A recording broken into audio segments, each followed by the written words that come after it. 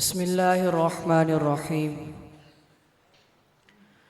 اولاد داؤد ملبوں پر رات کاٹے اور عظیم قائدین امت شیش محلوں میں خواب خرگوش کے مزے لوٹنے کے بعد ارض فلسطین کی عظمت کی قسمیں کھائیں۔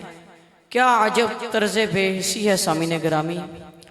سرزمین انبیاء کئی زمانوں سے سکون کے دو پل دیکھنے کو ترس رہی ہے۔ ہیکل اور مسجد کی یہ جنگ انسانوں کی نہیں، صہیونی دیوتاؤں اور خدائے صادق کی جنگ ہے۔ لیکن افسوس جناب والا کہ سپاہی میدان میں اترنے کے بجائے انا دمی فلسطینی کے نعروں، عظمت کی قسموں اور محض بائیکاٹ سے فتح یاب ہونا چاہتے ہیں۔ مہدی کے انتظار میں ہم نے لاکھوں مسلمانوں کو زیر زمین دفن کر دیا ہے کہ تمہارا خون رائے گا نہ جائے گا۔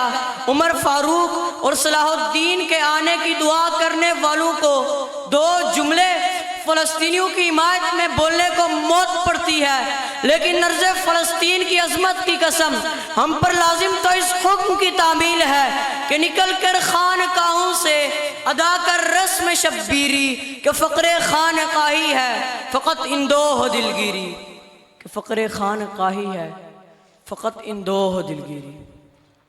خدائے صالح اونٹنی کو ستانے پر عذاب نازل کر سکتا ہے تو اپنے محبوب کی امت کے قتل عام پر کیوں نہیں؟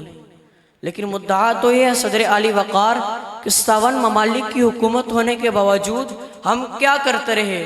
ارض فلسطین کی حرمت کا پاس کیوں نہ رکھ سکے؟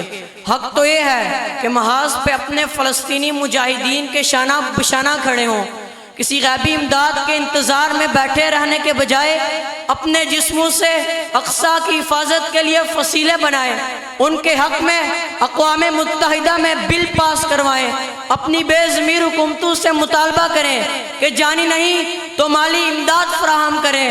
راتوں کو اٹھ کر خدائے برتر کے حضور دعا گو ہوں اور وقت آنے پر المسلموں کا جسد واحد کی عملی مثال بن کر الکفر ملت واحدہ کا نام و نشان تک مٹا دیں، تب جا کر ارض فلسطین کی حرمت کی قسم سچی ہوگی کہ اور شیر مجاہد ہوش میں آ، تعبیر خلافت پیدا کر، کیوں فرقے فرقے ہوتا ہے، اب ایک جماعت پیدا کر، یا تو اسلام کا نام نہ لے یا پھر شوق شہادت پیدا کر، یا تو اسلام کا نام نہ لے یا پھر شوق شہادت پیدا کر۔